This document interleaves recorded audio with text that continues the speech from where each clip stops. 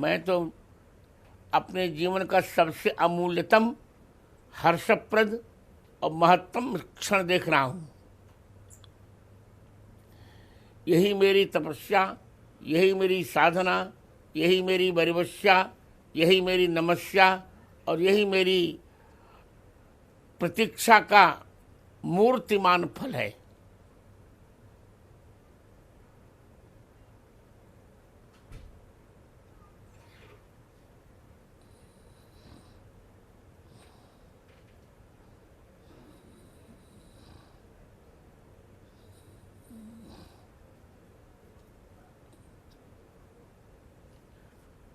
मुझे तो यही अनुभूति हुई जैसे त्रेता में भक्तों को राम जी के आगमन पर अनुभूति हुई थी।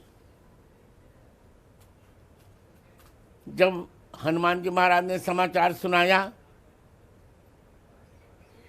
रिपुरन जीति सुजस सुर गावत, सीता अनुज सहित प्रभु आवत, सुनत बचन बिसरे सब दुखा,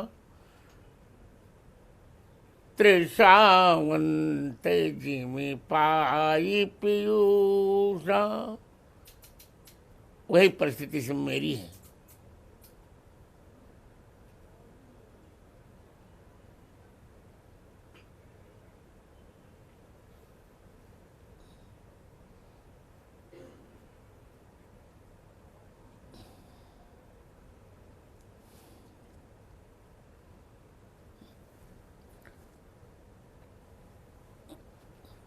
ऐसा ऐसा है।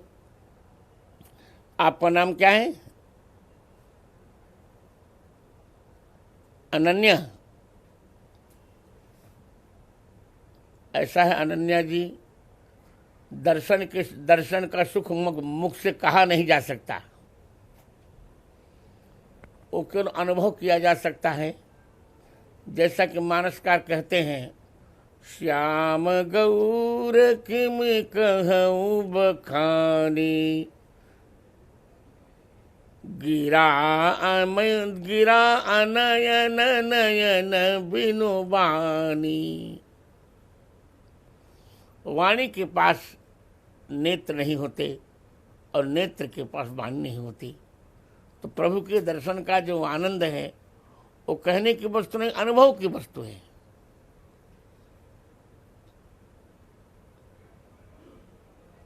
वो सुंदर, वो बोल रहा हूँ, वो सुंदर नीले कमल के समान श्यामला शरीर, सिर पर स्वर्ण मुकुट, मंद मंद मुस्कुरान, घुघरारी लटें, कमल जैसे नेत्र, बिजली जैसी दंतांगुलियां, हाथ में धनुष और बाण। ऐसा लगता है मानो इन अब बादल ने, आनंद के बादल ने इंद्रधनुष ले लिया हो सिर पर, और कटतट पर पीतांबर। तो वो अद्भुत सौंदर्य है, वो मर्यादा पूर्ण सौंदर्य है। वहाँ भारतीय संस्कृति रोम रोम में झलकती है और संयम की शाश्वती सुषमा अंग अंग में थिरकती है। पुरुष पुंगवता की अलौकिक आभा श्री राम के दर्शन में छलकती है।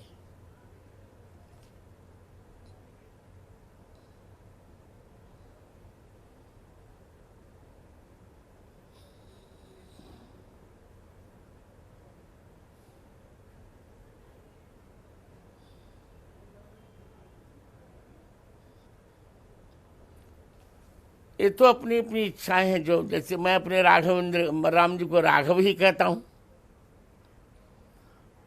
भक्त अपने रूप से कोई न कोई नाम रख लेता है। इसलिए तो कहा जाता है ना, रघुपति राघव राजा राम पतित पावन सीताराम।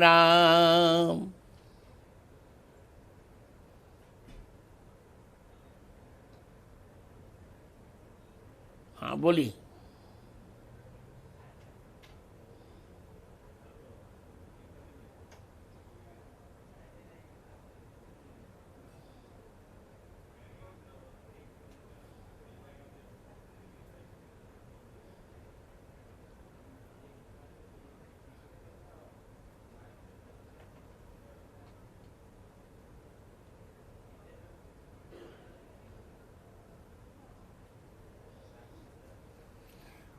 वो मेरी गवाही का जो मेरा बयान है वो 100 पृष्ठों में है। आज मैं इतना ही बताऊंगा कि आस्था पर प्रश्न चिन्ह नहीं लगाया जा सकता। हमारी करोड़ों वर्षों की आस्था है। मैंने न्यायमूर्तियों से कहा था कि यदि आप पूछना चाहते हैं तो मैं बता रहा हूं कि ज्योतिष के अनुसार जहां मेष के सूर्य की दृष्टि पड़ती है, मकर के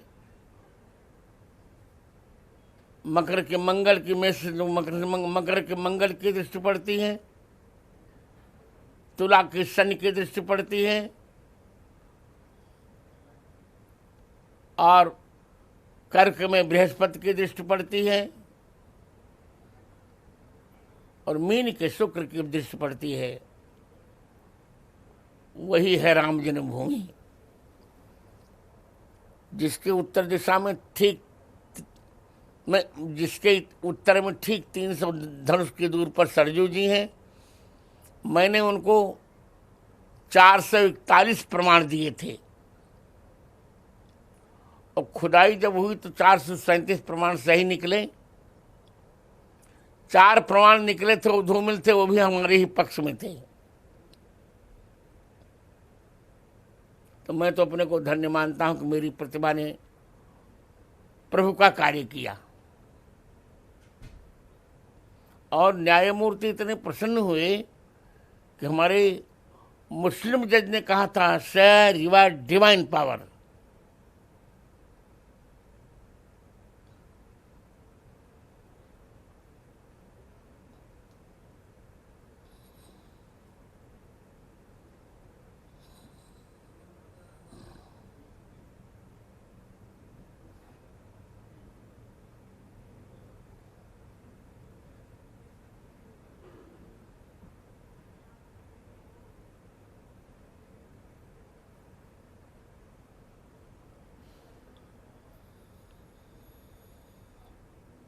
इसलिए ये भगवान राम की पूजा नहीं है, ये भारत माता के स्वाभिमान की पूजा है, ये राष्ट्र के मंगल की पूजा है, ये राष्ट्र की मर्यादा की पूजा है, इस भारत राष्ट्र के शौर्य की पूजा है, इस भारत राष्ट्र की अखंड सांस्कृतिक परंपरा की पूजा है। इसे हम बहुत प्रसन्न होंगे और होना भी चाहिए। अयोध्या वासियों ने 14 वर्ष प्रतीक्षा की थी और हम लोग तो 550 वर्ष तक लगातार प्रतीक्षा करते रहे। कितने बलिदान हुए? लगभग 2 लाख हिंदुओं के बलिदान हो चुके। आज हमारा वह बलिदान वरदान रूप में परिणत हो रहा है। इसे मुझे बहुत आनंद आ रहा है।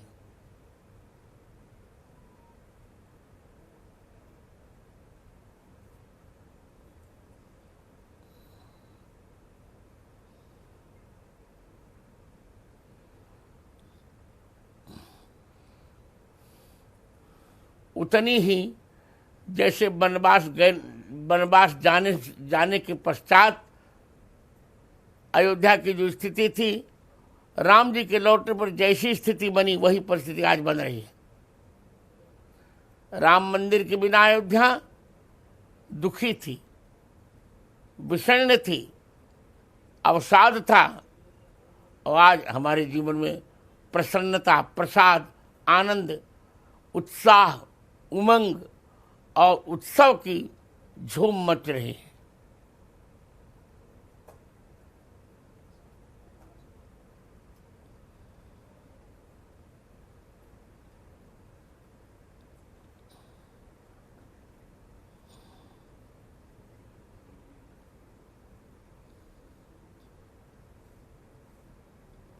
त्रेता युग की अयोध्या बहुत अच्छी थी।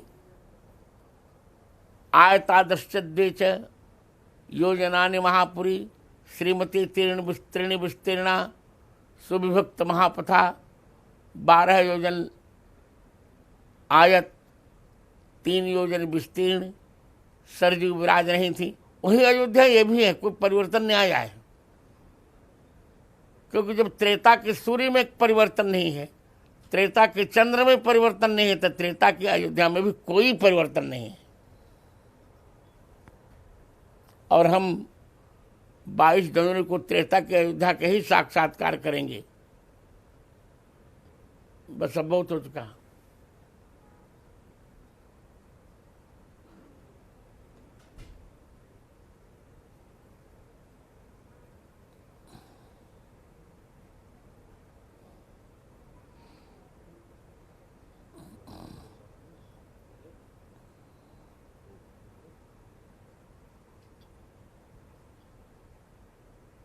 आप लगता है कि प्रश्नों को तैयार करके नहीं आई हैं। सत्य ये है, सगुन हो ही सुंदर सकल, मन प्रसन्न सबकेर, प्रभु आगमन जनाव जी में नगर रम्य चहु फेर। राम जी के आते समय जो उत्सुकता थी अयोध्या वासियों में, वही उत्सुकता इस समय हमारे मन में है। क्योंकि 22 जनवरी को गर्भगृह में भगवान राम पधार जाएंगे।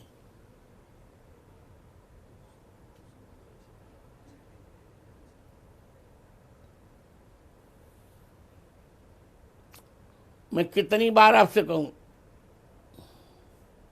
अब मैं कितनी बार कहूं, आप प्रश्न मुझसे पूछेंगे, आपको प्रश्न तैयार करके आना चाहिए था। बार बार वही प्रश्न आप दूर आ रहे हैं।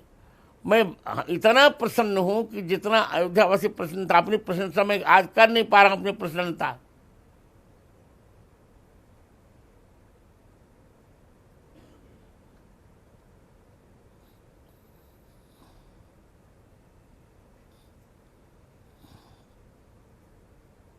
बस यही कहूंगा, कृपुरन जीती सुजस सुर गावत, सीता अनुज सहित प्रभु आवत। जैसे बिछड़ा हुआ बालक जब आता है तो माता पिता प्रसन्न होते हैं, उसी प्रकार 550 वर्ष से बिछड़े हुए रामलला जी हमारे मंदिर में आ रहे हैं। हमारी प्रसन्नता का तो कोई ठिकाना नहीं है। हम अपनी प्रसन्नता कह भी नहीं पा रहे हैं।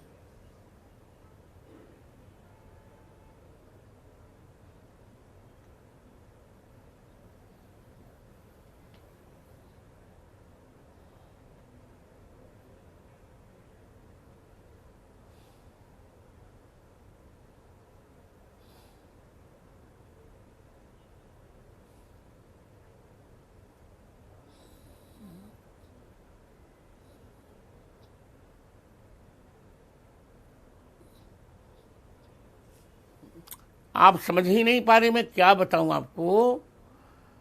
उत्सव में संबंधों का बहुत महत्व होता है। छत्तीसगढ़ में भगवान का ननिहाल है, नेपाल में भगवान की ससुराल है। तो अपने प्रियजन जब आते हैं तो ननिहाल वाले, ससुराल वाले प्रसन्न होते ही हैं। और जिसके पास जो रहता है वह उसे लेके आता है। नेपाल में नदियों का जल है, आ रहा है, और छत्तीसगढ़ में चावल है, वो आ रहा है। क्योंकि वनवास से आने के पश्चात पहली बार जो भगवान राम ने पालना किया था वो छत्तीसगढ़ के चावल से किया था।